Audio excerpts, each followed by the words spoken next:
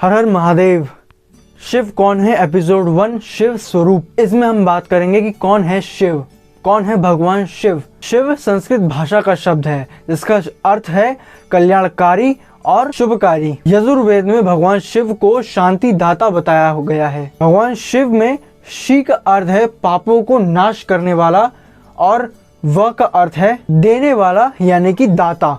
अब हम बातें करेंगे कि क्या है शिवलिंग, क्यों है शिवलिंग।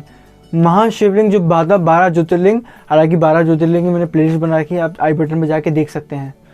क्या है शिवलिंग, आइए जानते हैं। भगवान शिव की 2 काया हैं जिसे एक सूक्ष्म रूप से व्यक्त किया गया है जो सूक्ष्म रूपी लिंग के रूप में भी जाने जाते हैं। भगवान शिव की पूजा सबसे ज्यादा लिंग रूपी पत्थर में होती है। लिंग शब्द को लेकर लोगों में बहुत ही भ्रम होता है और संस्कृत में लिंग का अर्थ होता है एक चिन्ह। इसी अर्थ में यह शिवलिंग के लिए इस्तेमाल होता है। शिवलिंग का अर्थ है शिव यानी परम पुरुष का प्रतीक होना। शिव, शंकर और महादेव। शिव का नाम शंकर के साथ जोड़ा जाता है और लोग कहते हैं शिव शंकर महादेव। इस तरह ही अनजाने कई लोग शिव और शंकर को दोनों एक ही नाम की सत्ता मानते हैं। असल में दोनों की प्रतिमाएं अलग अलग आकृति की हैं। भगवान शंकर को हमेशा तस्वीर के रूप में दिखाया जाता है। कई जगह तो भगवान शंकर को शिवलिंग का ध्यान करते हुए भी दिखाया जाता है। भगवान शिव ने सृष्टि की स्थापना, पालना और विनाश के लिए क्रमश भगवान ब्रह्मा, विष्णु, महेश नामक 3 सूक्ष्म देवताओं की रचना की। इस तरह भगवान शिव ब्रह्मांड के रचयिता हुए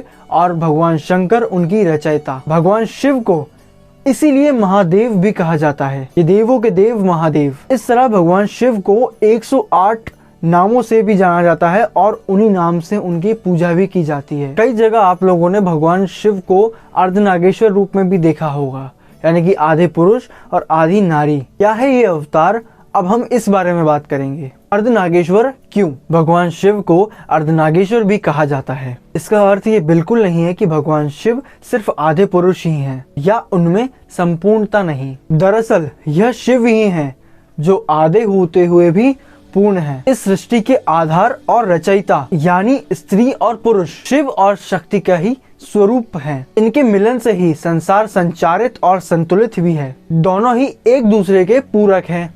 नारी प्रकृति है और नर पुरुष। प्रकृति के बिना पुरुष बेकार है और पुरुष के बिना प्रकृति। अर्धनागेश्वर भगवान शिव इसी प्रत्यक्ष का प्रतीक है। आधुनिक समय में स्त्री पुरुष की बराबरी में जो इतना जोर है उसे भगवान शिव के इस स्वरूप में बखूबी देखा व समझा जा सकता है। यह बताया गया है कि जब शिव शक्ति युक्त होते हैं और तभी सामर्थ्य होता है। भाव में शिव शिव न होकर शव होता है। अब हम जानेंगे कि भगवान शिव को नीलकंठ क्यों कहा जाता है। अमृत पाने की इच्छा में सभी देव दानव जोश में मंथन कर रहे थे। तभी समुद्र से एक कालकूट नामक भयंकर विष निकलता है। सिर्फ उस विष की ही अग्नि से 10 दिशाएं जलने लगती हैं। समस्त प्राणियों में हाहाकार मच जाता है। देवताओं और दानव सहित ऋषि, मुनि, मनुष्य और गंधर्व, यक्ष आदि उस विश्व की गर्मी से जलने लगते हैं। देवताओं की प्रार्थना पर भगवान शिव जल पान के लिए, जल पीने के लिए तैयार हो गए। उन्होंने भयंकर विष अपनी हथेली में भरा और भगवान विष्णु का स्मरण कर वो विष पी गए। भगवान विष्णु अपने भक्तों का संकट हर लेते हैं। उन्होंने उस विष को भगवान शिव के कंठ में ही रोक दिया और उसका प्रभाव भी बिल्कुल कम कर दिया। उस विष के कारण भगवान शिव का कंठ नीला पड़ गया और वे संसार में नीलकंठ के नाम से प्रसिद्ध हुए। तो इस तरीके से भगवान शिव को नीलकंठ महादेव भी कहा जाता है। शिव स्वरूप। अब हम जानेंगे भगवान शिव का स्वरूप कैसा है।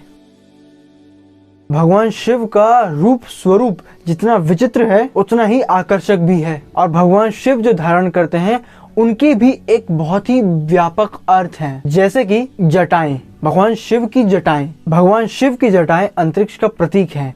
उनकी जटाएं की तरह अंतरिक्ष भी इतना ही विशाल और भीष्म है। और चंद्रमा, चंद्रमा मन का प्रतीक है। भगवान शिव का मन चंद्रमा की तरह भोला, निर्मल और जागृत है। त्रिनेत्र, 3 आंखें। भगवान शिव की 3 आंखें हैं और इसी वजह से इन्हें त्रिलोचन भी कहते हैं। भगवान शिव की ये आंखें सत्व, राज और तम, ये 3 गुण हैं जो कि निरपेक्ष रूप से भगवत गीता में भी लिखे गए हैं। भूत, वर्तमान और भविष्य, 3 काल और स्वर्ग, मृत्युलोक और पाताल लोक और 3 लोक का प्रतीक है भगवान शिव। सर्पहार, सर्प जैसा हिंसक जीव भगवान शिव के अधीन है। सर्प तमोगुणी और संहारक जीव है जिसे भगवान शिव ने अपने वश में कर रखा है। त्रिशूल, भगवान शिव के हाथ में एक मारक शस्त्र है। मारक शस्त्र यानी जिसे फेंक के मारा जा सके। त्रिशूल भौतिक, दैनिक और आध्यात्मिक इन 3 तापों को नष्ट करता है।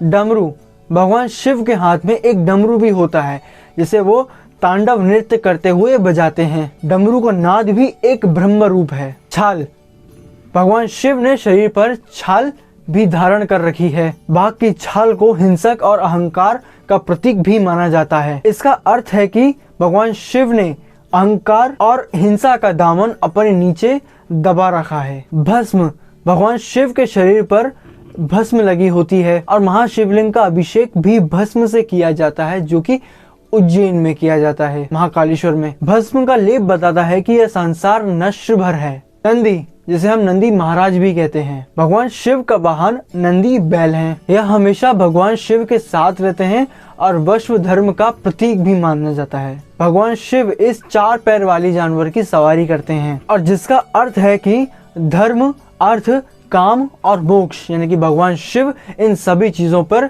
वश कर चुके हैं। तो ये था एपिसोड 1। तो अगले एपिसोड में हम बात करेंगे कि भगवान के त्रिनेत्र यानी कि भगवान के 3 नेत्र क्यों हैं, इसके बारे में ढंग से बातें करेंगे एपिसोड 2 में। शिव कौन है त्रिनेत्रा। अगर आपको मेरी इस वीडियो से कुछ वैल्यू ऐड हुई हो तो कमेंट में लिखिए हर हर महादेव।